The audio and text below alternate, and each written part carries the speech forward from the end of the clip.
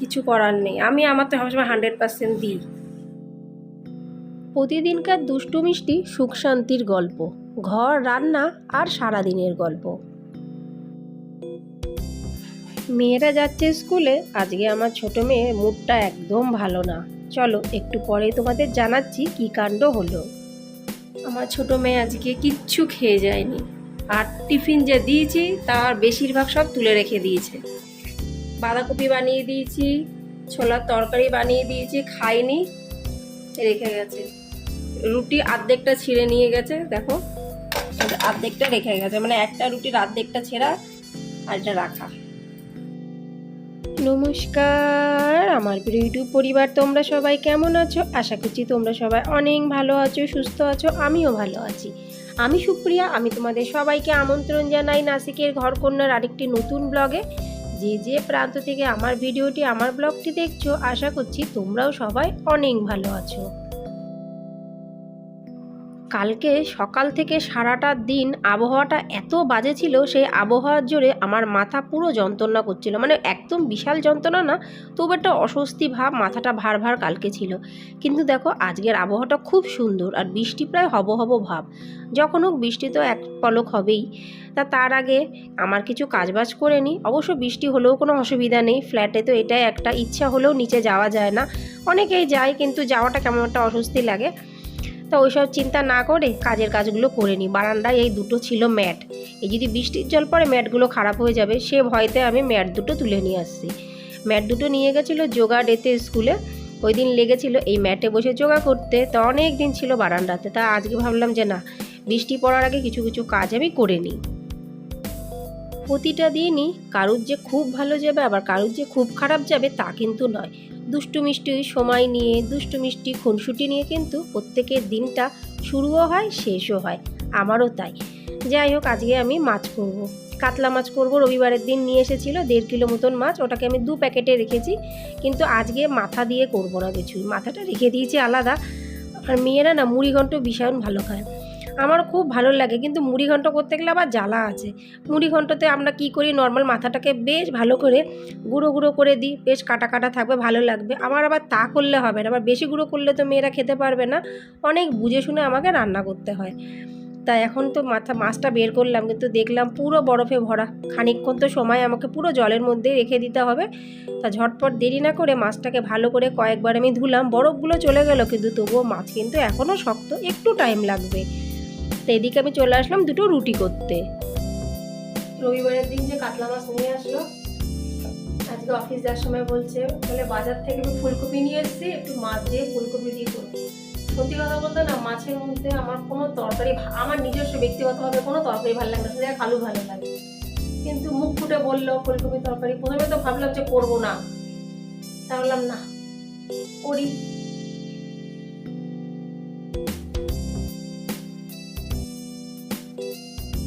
ছোট মেয়ে গেল স্কুলে, তার মুডটা একদমই ভালো না। কর্তামশাই এদিকে মাছের মধ্যে ফুলকপি দিতে বলেছে, সেটা যদি আমি না করি সেটাও খারাপ হবে। তাই নিজের ইচ্ছাটাকে একটু সাইডে রেখে কর্তামশাইয়ের ইচ্ছাটাকেই মূল্য দিলাম।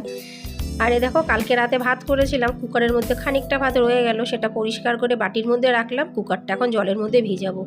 যদিও বহুত দিন ধরে, মানে বেশ খানিক দিন ধরেই কিন্তু কুকারে ভাত করতে হচ্ছে। তার আসল কারণ হলো, আমরা যে দোকানটা থেকে সিদ্ধ চাল নিয়ে আসি, সেই কাকা এখন যেরকম চাল আনছে না, তার মধ্যে কাকড় তো খুব একটা বেশি নেই, কিন্তু পোকা খুব দেখাচ্ছে। আর চালগুলো না খুব একটা ভালো না, আমার মনে হচ্ছে নতুন চাল নিয়ে আসছে, মানে ভাত রান্না করলে কেমন পেঁজা পেঁজা টাইপের লাগছে। বেশ খানিক দিনের পুরনো ভিডিও দেখলে তোমরা জানতেই পেরে যাবে। সেই জন্য ভাবছি যে এই পেঁজা পেঁজা সিদ্ধ চাল খেতে আমার একদম ভালো লাগে না, ওর থেকে কুকারে আতপ চাল খাওয়া ভালো। কাকা বললো যে হ্যাঁ, কয়েক মাস পরে আনবো, তখন তোমাদের খবর দেবো। তো সেই খবরের আশায় বসে আছি, নিয়ে আসবে, কারণ এখানে বাঙালি কাস্টমার তো অনেকেই আছে, নিশ্চয়ই নিয়ে আসবে। নাসিকে একমাত্র বাঙালিরাই কিন্তু সিদ্ধ চাল খায়, বাকি যত মানুষ আছে বিভিন্ন স্টেটেরই এখানে মানুষজন আছে, বেশিরভাগই কিন্তু এখানে আতপ চাল খায়। এমনকি সাউথের আমার একটা ফ্রেন্ড আছে, তারা ব্রাউন রাইস খায়, মানে খয়েরি খয়েরি কালারের মোটা মোটা কেমন এক ধরনের চাল। তো বিভিন্ন ধরনের চালই এখানে পাওয়া যায়, আগে জানতাম না, আগে শুধু ভাবতাম যে মানে শুধু সিদ্ধ চালটাই মানে মানুষ খায়, তা কিন্তু না। বিভিন্ন স্টেটের কিন্তু খাওয়ার ধরন আলাদা, আর বেশ ভালোও লাগে, মজাও লাগে। এখন আতপ চাল মাসখানিক ধরে খেতে খেতে মানে হয়ে গেছে। কিন্তু যাই হোক, মাছ মাংসর সাথে কিন্তু আতপ চালটা খেতে ভালো লাগে না। ডাল কিংবা নিরামিষের সাথে তাও হয়ে যায়। দেখা যাক এখন কবে কাকা চাল নিয়ে আসবে, তবে সিদ্ধ চাল খাওয়া হবে। সিদ্ধ চাল কিন্তু আমার বেশি ভালো লাগে, আতপ চালটা অতটা ভালো লাগে না। ওই আলু সিদ্ধর জন্যই ঠিক আছে আতপ চাল, কিন্তু নেই মামার থেকে কানা মামা ভালো, খেতে তো হবেই। প্রতিদিনকার মতো আজও খুব সুন্দর দুটো কমেন্টস তোমাদের সাথে শেয়ার করবই করব। প্রথম কমেন্টসটি খুবই হাস্যকর আর খুবই মজাদার, আমার তো খুব ভালো লেগেছে। প্রথম কমেন্টসটি লিখেছে সোনাস বিউটিফুল ব্লগ। সোনাস দিদিভাই লিখেছে, রবিবার প্রত্যেক সপ্তাহে আসে, কবে যে রবিবারে আরাম করে খাওয়া দাওয়া করেছি মনে নেই। কী গো বলো দিদিভাই, আমি তো ভাবছিলাম যে শুধু মনে হয় রবিবারটা আমার জন্য এত মানে খাটনির দিন, কিন্তু তোমার কমেন্টসটা পড়ে আমি আমার নিজের খাটনিটাকে ভাবছি, আমার খাটনিটা তো কিছুই না। যাই হোক দিদিভাই, অনেক ভালো লাগলো, অনেক মজা লাগলো তোমার কমেন্টসটা পড়তে। অনেক অনেক ধন্যবাদ দিদিভাই, তুমি যে এত সুন্দর একটা মজাদার কমেন্টস লিখেছো। সাধারণত আমি সকালবেলায় কালো চা খাই, কিন্তু ওই যে আজকে কি জানি কি ইচ্ছা হলো একটু দুধ চা খেতে, তা অল্প একটুখানি দুধ চা আমি বসিয়ে দিলাম। আর আরেকদিকে করছি আমি পালং শাক। পালং শাকের মধ্যে কিন্তু আমি বেশ খানিকটা বাদাম দিই। বাদাম দিয়ে পালং শাক খেতে ভালো লাগে। এখানে তো আর বড়ি পাওয়া যায় না, ওই দইয়ের স্বাদ ঘোলে মেটানোর মতন অবস্থা। আর একটা তোমাদের কথা বলছি, এই যে কড়াইটা আমি ইউজ করি, এটা আমার শাশুড়ির কড়াই, মানে প্রায় ধরো 16-17 বছর তার আগেকার। আমার বিয়ের পরের থেকেই দেখছি ওই কড়াইটা।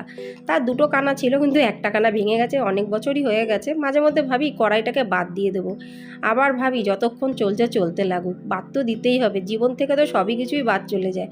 ভাবলাম শাশুড়ির জিনিস এখন থাকুক, যখন দেখা যাবে যে একদমই চালানো যাচ্ছে না তখন বাদ দিয়ে দেবো। কথাটা ঠিক বললাম কি ভুল বললাম অবশ্যই কিন্তু কমেন্টসে জানাই। আর এই দেখো, এদিকে আমি পালং শাকটা সবে বসালাম, ঝমঝম করে বৃষ্টি আসলো। তোমাদের প্রথমেই বললাম না, আজকে বৃষ্টি আসার একটা সূত্রপাত মনে হচ্ছে। জামা কাপড়গুলো ঝটপট করে আমি যতটা পারলাম তুলে রাখলাম। এদিকে চা এমন ফোটান ফুটেছে, চা হয়ে গেছে হাফ কাপ। দুধ চা জানি না কেন কোনোদিনও আমার কপালে ফুল কাপ জোটে না। সে হাফ কাপ নিয়ে দুটো নোনতা বিস্কুট দিয়ে এখন বাইরে বসে আরাম করে খাবো, আর সামনে হচ্ছে ঝমঝমিয়ে বৃষ্টি, মানে মজাটাই পুরো আলাদা। যখন বৃষ্টি আসে আর আমার মেয়েরা স্কুলে থাকে, আমি স্বার্থপরের মতন একটা কথা বলি, আমি বলি হে প্রভু, বৃষ্টি যখন আসছো ভালোই হচ্ছে, কিন্তু আমার মেয়েরা যখন স্কুলের থেকে আসবে তখন যেন বৃষ্টিটা বন্ধ হয়ে যায়, নাহলে তোরা ভিজে যাবে। তোমরা এরকম বলো কি না আমাকে কিন্তু অবশ্যই জানিও। যতই হোক মা তো, যখন বাচ্চারা আসবে সামনের থেকে তো একটু হেঁটে আসতে হবে, তখন যদি ভিজে যায় তখন কিন্তু খুবই খারাপ লাগে। তো আমি একটু এরকম স্বার্থপর বর্ষার সময় হয়ে যায়। তো যাই হোক, রান্নাবান্না কিন্তু চলছে, তার মাঝখান দিয়ে কিন্তু কাজকর্মও চলছে। এবার চলো পড়া যাক দ্বিতীয় কমেন্টসটি। কি জ্বালা দেখো, রান্না করতে করতে গ্যাস শেষ। আমি ভাবছি কুকারের সিটি পড়ছে না কেন। দ্বিতীয় কমেন্টসটা একটু পরেই পড়বো। গ্যাসের মানে গ্যাস ফুরিয়ে গেছে। আমি না খুব একটা ভালো গ্যাসের সিলিন্ডার লাগাতে পারি না, একটু ভয়তে ভয়তে লাগাই। কর্তামশাই থাকাকালীনই কিন্তু বেশিরভাগ সময় গ্যাস ফুরিয়ে যায়, কিন্তু আজকে দেখো গ্যাসটা ফুরিয়ে গেল, কিন্তু অগত্যা কিচ্ছু করার নেই। ভয় সাইডে রেখে গ্যাসের সিলিন্ডারটা আমি ঝটপট করে লাগিয়ে নিই। আর আমার সবথেকে বেশি খারাপ লাগে, ঠাকুর ঘরের এখানে গ্যাসের সিলিন্ডারটা রাখা হয়, তো গ্যাসে পাইপের জন্য অ্যাপ্লাই করা হয়েছে, এখন কবে কি হবে না হবে সত্যি উপরওয়ালা জানে। আরে দেখো চানা বানাচ্ছি, কেন বানাচ্ছি তার কারণটা হলো, আমার ছোটো মেয়ে যেহেতু আজকে স্কুলে টিফিন ঠিকঠাকভাবে নিয়ে যায়নি, দুপুরবেলায় মানে সকালবেলায় খায়নি, তাই ওর একটু মন রক্ষার্থে কিন্তু কাবুলি চানাটা বানালাম। ও কাবুলি চানা পেলে আর কিছু ওর লাগে না, ও পুরো খুশি হয়ে যায়। আর এদিকে কর্তামশাইয়ের জন্য ফুলকপি দিয়ে করতেই হবে অগত্যা, তাহলে বাকি থাকলাম আমি আর আমার বড় মেয়ে। দ্বিতীয় কমেন্টটি লিখেছে ঘরে বাইরে উইথ সুদীপা ব্লগ দিদিভাই। সুদীপা দিদিভাই লিখেছে, রবিবার করে মাংস আর মাংস, শাশুড়ি মা মাংস খায় না, মেয়ে পাঁঠার মাংস খায় না, কাঁচা পেঁপে খেলে গা পাকায়। দিদিভাই কাঁচা পেঁপে না গো, যখন ধরো তো জানো তো এখানে যখন পেঁপে কাটি, বেশিরভাগ পেঁপেই না কাটতে গেলে পাকা পাকা ভাব বেরায়, তখন ওই কাটতে কাটতে আমি পাকা পেঁপেটাই খাই। কাঁচা পেঁপে এখানে পাওয়া যায় না সেরকম একটা, খুব কম পাওয়া যায়। আর নাসিকে কাঁচা পেঁপে কোনো মারাঠিরা খায়ই না, এই জন্যই কিন্তু এখানে পেঁপেগুলো পাকায়। এখানে যেমন কাঁচা কলা কিন্তু বেশি একটা পাওয়া যায় না, এখানে পাকা কলা 12 মাস পাওয়া যাবে।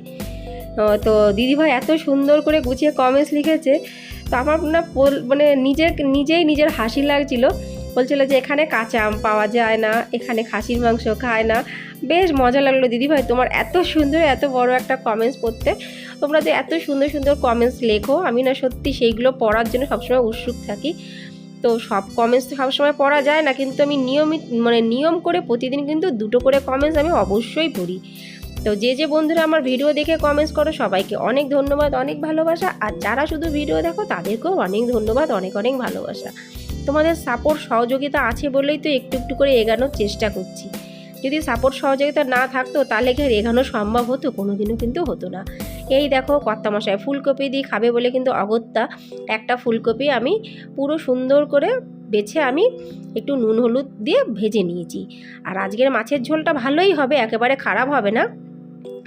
আর খুব সুন্দর করে যদি ফুলকপি ভেজে নিই তাহলে কিন্তু ফুলকপির গন্ধ বেরায় না। আমার মা প্রায় তরকারিতে ফুলকপি দেয়, আমিও দিই কিন্তু একটু কম দিই। সকালটা শুরু হলো একটু দুষ্টু মিষ্টু রাগারাগি নিয়ে। আমার ছোট্ট মেয়েটুরু রাগতে রাগতে স্কুলে গেল, কিন্তু আশা রাখছি স্কুল থেকে আসার পরে ও কিন্তু অনেক আনন্দিত হয়ে যাবে। আর কর্তামশাইও তার এই ফুলকপি মাছের ঝোল দেখে কিন্তু মানে এক গাল ভাত বেশি হলেও কিন্তু খাবে। আর আমার বড় মেয়েরও সেরকম অতটা অসুবিধা হয় না খাওয়া দাওয়া নিয়ে, আর আমার তো কোনো অসুবিধা নেই। আমাকে কেউ যদি বলে যে শুধু ভাত এমনি শুধু আলু সিদ্ধ কাঁচা লঙ্কা দিয়ে খেয়ে উঠতে, আমি তাই খেয়ে নেব। আমার খাওয়া দাওয়ার ব্যাপারে প্রবলেম হতো বিয়ের আগে, তখন বুঝতাম না জীবনটা কী। কিন্তু বিয়ের পরে আমার মনে হয় যে জীবনে যেটুকুনি পাওয়া যায় সেটুকুনিকে কোনো সময় অবহেলা করতে নেই। তা ঠিক বললাম কি ভুল বললাম বন্ধুরা? অবশ্যই কিন্তু তোমাদের কমেন্টসের অপেক্ষায় থাকবো। এখানে বেশ খানিকটা ধনেপাতা নিলাম। এবারে ধনেপাতাটা এনেছে পুরো লম্বা লম্বা ডাঁটা, ধনে পাতাগুলো খুবই কম। কিন্তু বলা যাবে না, বলতে গেলে বলবে তুমি বাজারে যাও। এই বাজারে যাওয়ার ব্যাপারটা আমার একদমই ভালো লাগে না। ওই জন্য বলতে হবে মিথ্যে মিথ্যে, হ্যাঁ হ্যাঁ খুব ভালো ধনেপাতা নিয়ে এসেছো। এখানে মাছ পাওয়া যায় না ঠিকই, কিন্তু একটা কথা না বললেই নয়, এখানে কাতলা মাছ এত ভালো পাওয়া যায়। অন্ধ্রের মাছও কিন্তু আসে, কিন্তু ড্যামের থেকে মাছ বেশি বিক্রি হয়, আর ড্যামের মাছই কিন্তু আমরা বেশি খাই। তো আজকে দুষ্টু মিষ্টি ব্লগটি আজকে এখানে সমাপ্ত করলাম। সমস্ত কাজবাজ শেষ, এবার আমি নিজের জন্য একটু সামান্য সময়টা দিই। সংসারের সাথে সাথে যদি নিজের পেছনে সময় না দিই তাহলে কি করে চলবে? তাহলে বন্ধুরা আজকের ভিডিওটি আমি এখানে সমাপ্ত করছি। যদি আজকের ভিডিওটি তোমাদের ভালো লেগে থাকে অবশ্যই লাইক সাবস্ক্রাইব শেয়ার কমেন্টস করে পাশে থেকো, কেন কি তোমাদের সহযোগিতা আশীর্বাদ আর ভালোবাসা ছাড়া আমার পক্ষে এখানে কিন্তু একদমই সম্ভব না। আবার তোমাদের সাথে দেখা হবে পরবর্তী ব্লগে। ততক্ষণের জন্য নমস্কার।